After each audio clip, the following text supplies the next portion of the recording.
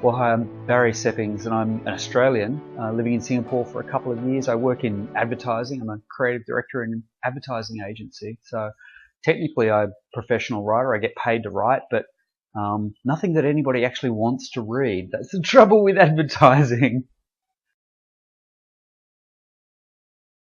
Being a professional writer, I've always written, I've always used language, and I'm paid to come up with ideas. And I guess I just got distracted and busy, distracted by work. And I've always wanted to write a book, and have always found a way or an excuse to not do it. Last year I was unfortunate enough. I had some surgery and I had a recovery time. So while I'm lying down, it was hip surgery.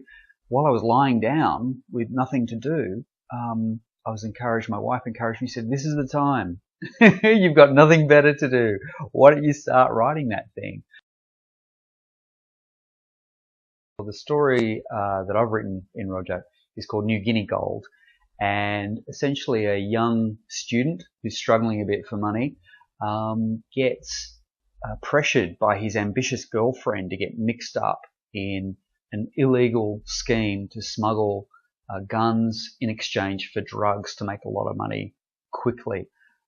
As you can imagine with any story like that, it doesn't go exactly as he'd planned. It's more difficult for him too, because I don't think he really wanted to do it. It wasn't really his idea, but he's trying to please his girlfriend. As a genre, I guess you could say it's a little bit of a drama, a little bit of a thriller.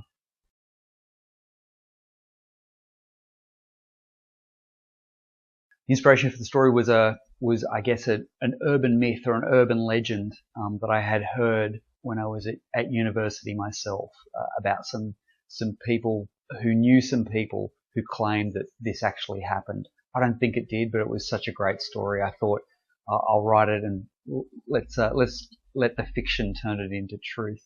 It took me about 4 or 5 days to get a draft down, and then I went through a few rounds of edits, just getting some friends to have a look and give me some feedback.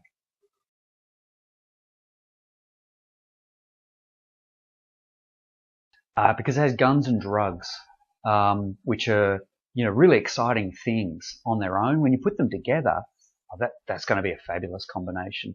So yes, if you're looking for a story with guns and drugs, then New Guinea Gold is the story for you.